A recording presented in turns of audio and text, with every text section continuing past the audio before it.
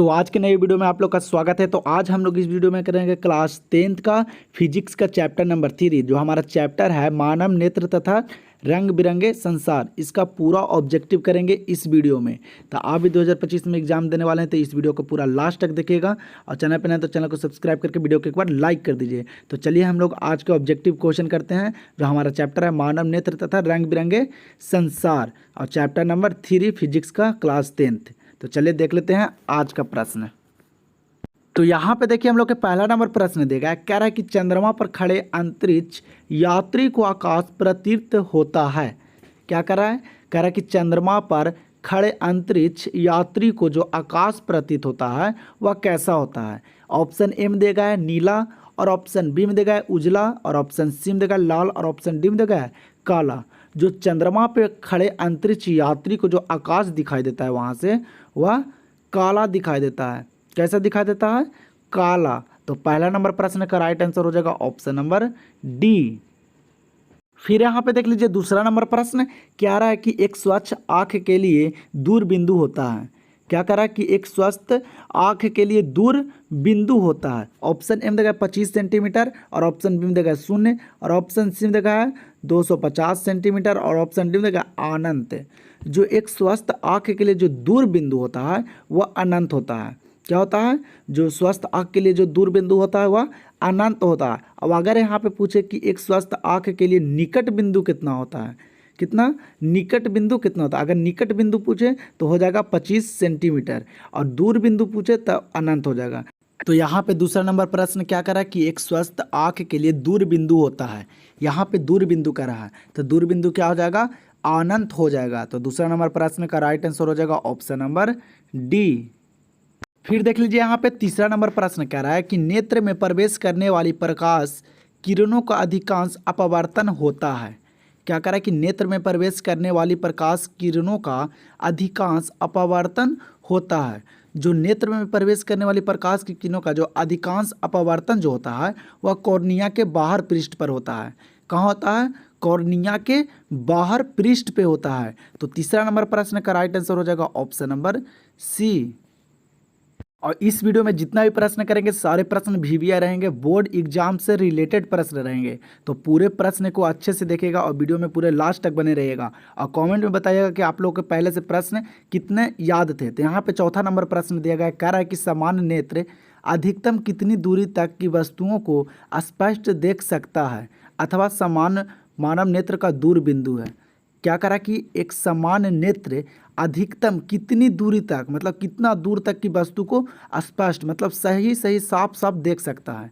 और अथवा में यहाँ पे कह रहा है कि समान मानव नेत्र का दूर बिंदु है। तो पीछे ही बताए थे कि जब दूर बिंदु रहे या किसी मानव नेत्र जो अधिकतम दूरी तक की वस्तुओं को जो स्पष्ट देख सकती है तो अनंत पर देख सकती है। कहाँ तक? अनंत तक देख सकती है। वही रहता है यहाँ पे कि निकट बिंदु पूछता तो हो जाता 25 सेंटीमीटर। तो यहाँ पे चौथा नंबर प्रश्न कर कि सामान्य नेत्र अधिकतम कितनी दूरी तक की वस्तुओं को देख सकती है, तो अनंत तक के देख सकती है। कितनी दूरी तक? अनंत तक। तो चौथा नंबर प्रश्न का राइट आंसर हो जाएगा ऑप्शन नंबर डी। अगला प्रश्न देखिए यहाँ पे 5वां नंबर कह रहा है कि दीर्घ दृष्टि के निवारण के लिए उपयोग किया जाता है। क्या करा कि दीर्घ दृष्टि के निवारण के लिए उपयोग किया जाता है, मतलब दूर दृष्टि के दूर करने के लिए किस लेंस का उपयोग किया जाता है। ऑप्शन ए में देगा गोलीय बेलनाकार लेंस, और ऑप्शन बी में देगा उत्तल लेंस, और ऑप्शन सी में देगा समतलोत्तल लेंस, और ऑप्शन डी में देगा अवतल लेंस। जो दूर दृष्टि के निवारण के लिए जो उपयोग किया जाता है वह किया जाता है उत्तल लेंस का उपयोग किया जाता है। दूर दृष्टि के दोष को दूर करने के लिए किस लेंस का उपयोग किया जाता है? तो उत्तल लेंस को। अब अगर पूछे कि निकट दृष्टि दोष के निवारण के लिए किस लेंस का उपयोग किया जाता है तो अवतल लेंस हो जाएगा। ठीक है, तो 5वां नंबर प्रश्न का राइट आंसर यहाँ पे हो जाएगा ऑप्शन नंबर बी। और आप लोग को वीडियो पसंद आ रहा होगा तो वीडियो को एक बार लाइक कर दीजिए, और चैनल पर नहीं तो चैनल को सब्सक्राइब कर दीजिए, क्योंकि इस चैनल पे class 10th Bihar board matric परीक्षा की तैयारी करवाई जाती है। तो छठा नंबर प्रश्न यहाँ पे कह रहा है कि किस वर्ण का तरंगदैर्ध्य सबसे बड़ा है। क्या कह रहा है कि किस वर्ण का तरंगदैर्ध्य सबसे बड़ा है, या पूछे कि किस वर्ण का तरंगदैर्ध्य सबसे अधिक है। ठीक है, तो ऑप्शन ए में देगा लाल, और ऑप्शन बी में देगा नीला, और ऑप्शन सी में देगा पीला, और ऑप्शन डी में देगा बैगनी। तो हम लोग सभी जानते हैं कि जिसका जो तरंगदैर्ध्य जो सबसे बड़ा होता है, अधिक होता है, वह लाल रंग है। किसका तरंगदैर्घ्य सबसे बड़ा होता है? तो लाल रंग का। और अगर पूछे कि किस वर्ण का तरंगदैर्घ्य सबसे कम होता है, क्या पूछे कि किस वर्ण का तरंगदैर्घ्य सबसे कम होता है, अगर कम पूछे तो हो जाएगा बैगनी। और यहाँ पे पूछ रहा है 6ठा नंबर प्रश्न कि किस वर्ण का तरंगदैर्घ्य सबसे बड़ा होता है या अधिक होता है, तो यहाँ पे क्या हो जाएगा right answer? Option number A, लाल हो जाएगा। लाल रंग का तरंगदैर्घ्य सबसे अधिक होता है।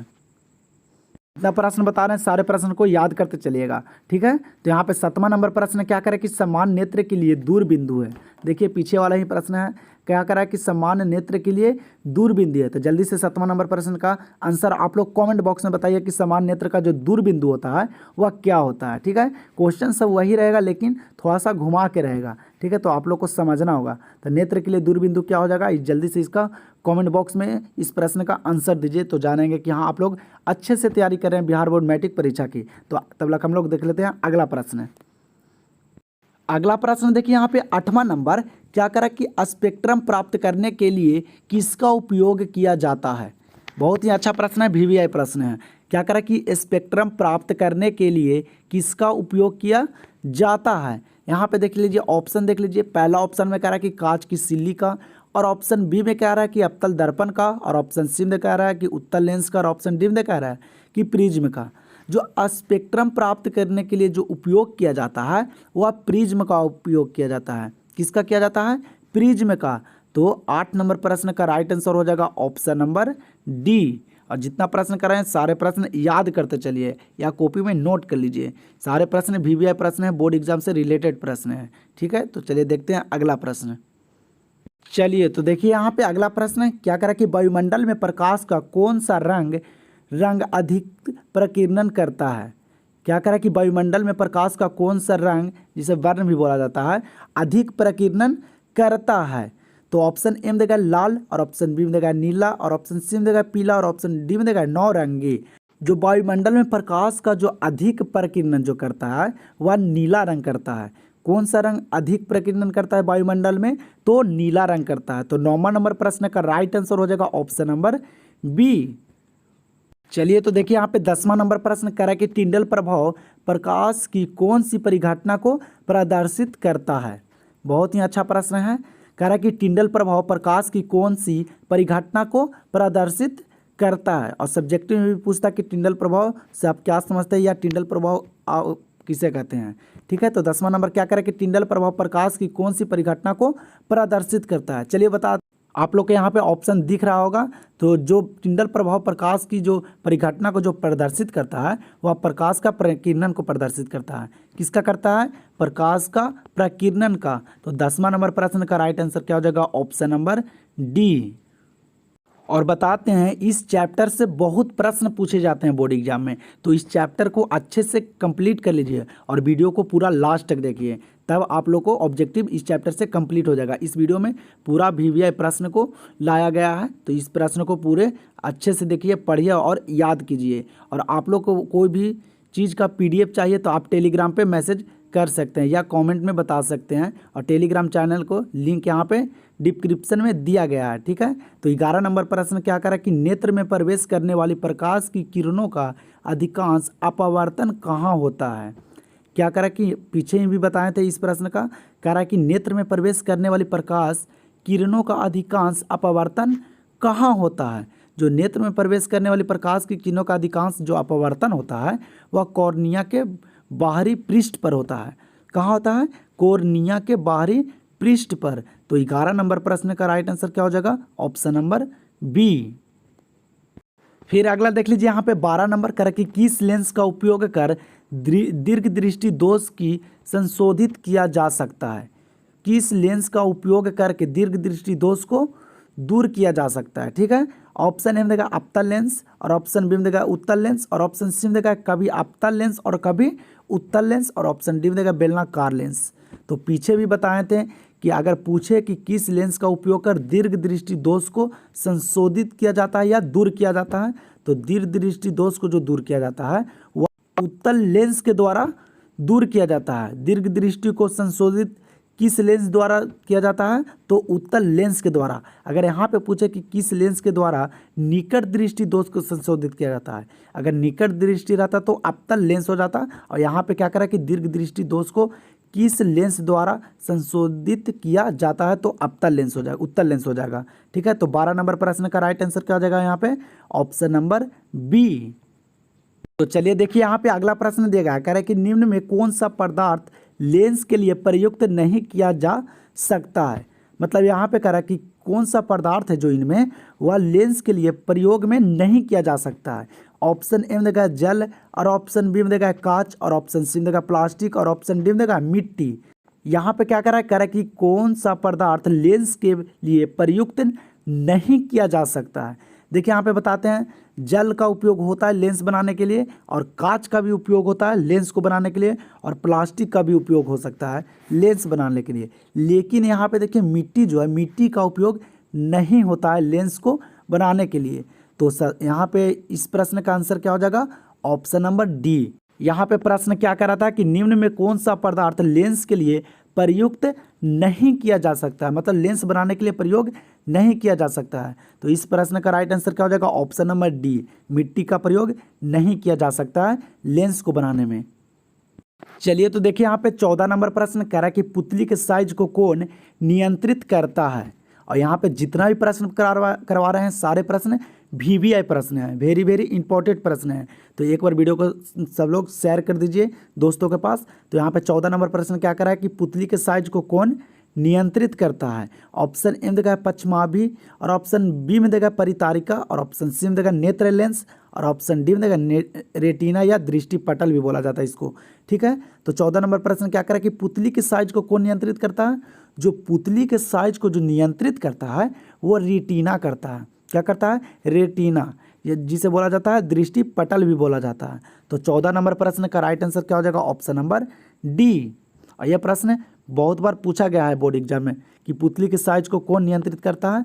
तो यहाँ पे ऑप्शन में रहेगा रेटिना या दृष्टि पटल रहेगा। ठीक है, तो पुतली के साइज को नियंत्रित कौन करता है, रेटिना या दृष्टि पटल। चलिए तो देखिए यहाँ पे अगला प्रश्न 15 नंबर कह रहा है कि किस दृष्टि दोष को अवतल और उत्तल दोनों लेंसों से बने द्विफोकसीय लेंस द्वारा संशोधित किया जा सकता है। क्या करें कि किस दृष्टि दोष को अवतल और उत्तल दोनों लेंसों से बने द्विफोकसीय लेंस द्वारा संशोधित किया जा सकता है। चलिए बताते हैं, जो यहाँ पे जो द्विदृष्टि को जो अवतल और उत्तल दोनों लेंसों से जो बने द्विफोकसीय लेंस द्वारा जो संशोधित जो किया जा सकता है वह किया जाता है जरा दृष्टि दोष का। किसका किया जाता है, जरा दूरदृष्टा का किया जाता है। ठीक है, तो 15 नंबर प्रश्न का राइट आंसर क्या हो जाएगा, ऑप्शन नंबर सी। जब भी पूछे कि किस दृष्टि दोष को अवतल और उत्तल दोनों लेंसों द्वारा संशोधित किया जाता है तो जरा दूरदृष्टा का। ठीक है, तो 15 नंबर का राइट आंसर क्या है यहाँ पे, ऑप्शन नंबर सी। चलिए तो देखिए यहाँ पे अगला प्रश्न 16 नंबर क्या करा कि एक साधारण प्रिज्म कितने सतहों से घेरा होता है। क्या करा कि एक साधारण प्रिज्म कितने सतहों से घिरा होता है। ऑप्शन ए में देगा 6, और ऑप्शन बी में देगा 4, और ऑप्शन सी में देगा 5, और ऑप्शन डी में देगा 3। और ये प्रश्न बोर्ड एग्जाम में पूछा गया प्रश्न है। ठीक है, तो इस प्रश्न को याद कर लीजिए। क्या करा कि एक साधारण प्रिज्म कितने सतहों से घिरा होता है। चलिए बताते हैं, जो एक साधारण प्रिज्म जो होता है वह 5 सतह से घिरा होता है। कितने सतह से, 5 सतह से घिरा होता है। तो 16 नंबर प्रश्न का यहाँ पे राइट आंसर क्या हो जाएगा, ऑप्शन नंबर सी हो जाएगा। कितना हो जाएगा, 5। चलिए तो देखिए यहाँ पे अगला प्रश्न कह रहा है कि नेत्र लेंस की फोकस दूरी कम हो जाने में कौन सा दृष्टि दोष होता है। अभी यहाँ पे देखिए 17 नंबर प्रश्न क्या कर रहा है, कह रहा है कि नेत्र लेंस की फोकस दूरी कम हो जाने में कौन सा दृष्टि दोष होता है। ऑप्शन ए में देगा निकट दृष्टि दोष, और ऑप्शन बी में देगा दूर दृष्टि दोष, और ऑप्शन सी में देगा जरा दृष्टि दोष, और ऑप्शन डी में देगा इनमें कोई नहीं। जो नेत्र लेंस की फोकस दूरी कम हो जाने में जो दृष्टि दोष होता है वह होगा निकट दृष्टि दोष। क्या कह रहा है कि कम हो जाने में कौन सा दृष्टि दोष होता है। तो बताए थे, पीछे ही बताए थे कि अगर पूछे कि नेत्र लेंस की फोकस दूरी कम हो जाएगा तो निकट दृष्टि दोष होगा, और अगर अधिक हो जाएगा तो दूर दृष्टि दोष होगा। तो यहाँ पे प्रश्न कर रहा है कि नेत्र लेंस की फोकस दूरी कम हो जाने में कौन सा दृष्टि दोष होता है तो हो जाएगा निकट दृष्टि दोष, क्योंकि यहाँ पे पूछ रहा है कि कम हो जाने में। तो इस प्रश्न का राइट आंसर क्या हो जाएगा? ऑप्शन नंबर ए। चलिए तो फिर यहाँ पे देख लीजिए अगला प्रश्न 18 नंबर। क्या कह रहा है कि आंख व्यवहार होता है। क्या कह रहा है कि आंख व्यवहार होता है। ऑप्शन ए में देगा अवतल लेंस की तरह, और ऑप्शन बी में देगा उत्तल लेंस की तरह, और ऑप्शन सी में देगा समतल दर्पण की तरह, और ऑप्शन डी में देगा इनमें कोई नहीं। जो आंख व्यवहार जो होता है वह उत्तल लेंस की तरह होता है। किस लेंस की तरह? तो उत्तल लेंस की तरह होता है। तो 18 नंबर प्रश्न का राइट आंसर क्या हो जाएगा? Option number B. या अगर पूछे कि आंख में कौन सा लेंस होता है, क्या पूछे कि आंख में कौन सा लेंस लगा होता है, तो आंख में जो लेंस लगा रहता है वह उत्तल लेंस लगा रहता है। कौन सा लेंस? उत्तल लेंस। अगला प्रश्न देखिए यहाँ पे 19 नंबर। कह रहा है कि मानव नेत्र जिस भाग पर किसी वस्तु का प्रतिबिंब बनाते हैं वह है। क्या कह रहा है कि मानव नेत्र जिस भाग पर किसी वस्तु का प्रतिबिंब बनाते हैं वह कौन सा जगह है? ठीक है, ऑप्शन ए में देगा कॉर्निया, और ऑप्शन बी में देगा परितारिका, और ऑप्शन सी में देगा पुतली, और ऑप्शन डी में देगा दृष्टि पटल। जो मानव नेत्र जो किसी वस्तु का जो प्रतिबिंब जो बनाता है वह बनाता है दृष्टि पटल पे बनाता है। किस पे बनाता है? दृष्टि पटल पे, या इसको बोला जाता है रेटिना। क्या बोला जाता है? रेटिना। तो मानव नेत्र जिस भाग पर किसी वस्तु का प्रतिबिंब जो बनाता है वह क्या हो जाएगा? दृष्टि पटल। दृष्टि पटल पे बनाता है किसी वस्तु का प्रतिबिंब। तो 19 नंबर प्रश्न का राइट आंसर हो जाएगा ऑप्शन नंबर डी। और अगर आप लोग का कोई चीज़ का भी पीडीएफ चाहिए तो आप लोग कमेंट जरूर करें, और टेलीग्राम चैनल को जरूर ज्वाइन कर लीजिए, कि यहाँ पे डिस्क्रिप्शन में लिंक दिया गया है। तो 20 नंबर प्रश्न यहाँ पे क्या करा कि श्वेत रंग कितने रंगों के मेल से बना है। क्या करा कि श्वेत रंग कितने रंगों के मेल से बना है। और एक बात और, अगर आप लोग इस चैनल पर नए हैं तो चैनल को सब्सक्राइब करके वीडियो को एक बार लाइक कर दीजिए और शेयर कर दीजिए, क्योंकि इस चैनल पे बिहार बोर्ड मैट्रिक परीक्षा की तैयारी करवाई जाती है। ठीक है, तो आप लोग को फुल तैयारी इस पर करवाई जाएगी। लास्ट तक आप लोग को पीडीएफ दिया जाएगा, मॉडल पेपर करवाया जाएगा, और क्वेश्चन बैंक करवाया जाएगा। तो इस चैनल को सब्सक्राइब कर लीजिए। तो देखिए यहाँ पे प्रश्न है 20 नंबर। क्या कह रहा है कि श्वेत रंग कितने रंगों के मेल से बना है। ठीक है, जो श्वेत रंग जो बना है वह 7 रंगों से मिल के बना है। कितने रंगों से? 7 रंगों से। तो 20 नंबर प्रश्न का राइट आंसर क्या हो जाएगा? Option number D.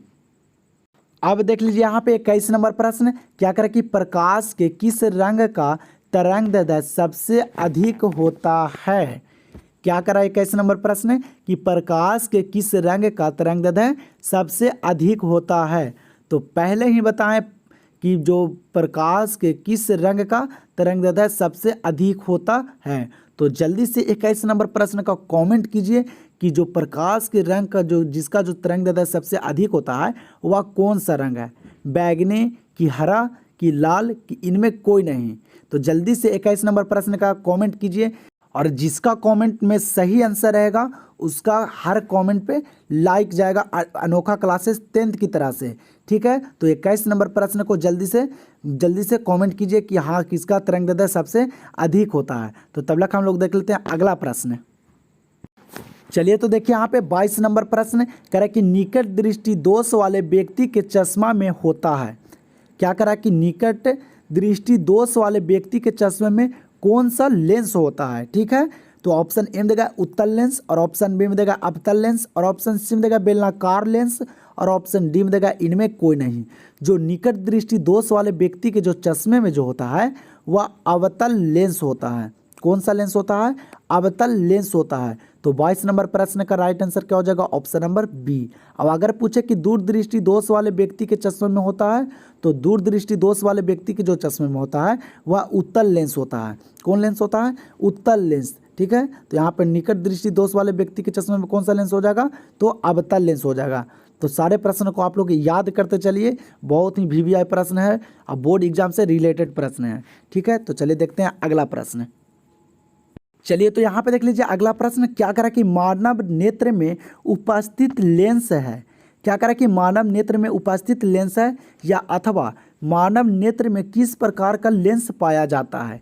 और पीछे ही हम बताएं, अभी जस्ट बताए हैं कि मानव नेत्र में कौन सा लेंस होता है। जो मानव नेत्र में जो उपस्थित लेंस होता है, या मानव नेत्र में किस प्रकार का लेंस पाया जाता है। जो मानव नेत्र में जो लेंस होता है वह उत्तल लेंस होता है। कौन सा लेंस होता है? उत्तल लेंस होता है।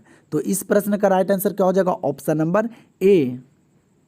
चलिए तो फिर यहाँ पे अगला प्रश्न देख लीजिए, क्या करें कि स्पेक्ट्रम में किस रंग की किरण का विचलन झुकाव अधिक होता है? क्या करें कि स्पेक्ट्रम में किस रंग की किरण का विचलन झुकाव अधिक होता है? इस तरह का क्वेश्चन बोर्ड एग्जाम में पूछता है, ठीक है। क्या करें कि स्पेक्ट्रम में किस रंग की किरणें का विचलन झुकाव अधिक होता है? ऑप्शन ए में देगा लाल, और ऑप्शन बी में देगा हरा, और ऑप्शन सी में देगा पीला, और ऑप्शन डी में देगा बैगनी। जो स्पेक्ट्रम में जो विचलन का जो झुकाव होता है वह बैगनी कलर का होता है। किस रंग का होता है? तो बैगनी रंग का। तो इस प्रश्न का राइट आंसर क्या हो जाएगा? Option number D. और अगर पूछे कि स्पेक्ट्रम में किस रंग की किरणें का विचलन झुकाव कम होता है, यहाँ पे अधिक कह रहा है। अगर पूछे कि स्पेक्ट्रम में किस रंग की किरणें का विचलन झुकाव कम होता है तो हो जाएगा लाल। लेकिन यहाँ पे कह रहा है कि स्पेक्ट्रम में किस रंग की किरणें का विचलन झुकाव अधिक होता है तो हो जाएगा बैगनी। तो 24 नंबर प्रश्न का राइट आंसर हो जाएगा ऑप्शन नंबर डी। और अगर आप लोग को वीडियो पसंद आया होगा तो वीडियो को एक बार लाइक करके, चैनल पर नया है तो चैनल को सब्सक्राइब कर दीजिए। तो हम लोग मिलते हैं अब नेक्स्ट वीडियो में, और कमेंट में बताइए कि आप लोग को वीडियो या कैसा लगा, और पूरा जी जान से आप लोग मेहनत कीजिए और अच्छे मार्क्स लाइए। तो चलिए हम लोग मिलते हैं अब नेक्स्ट वीडियो में।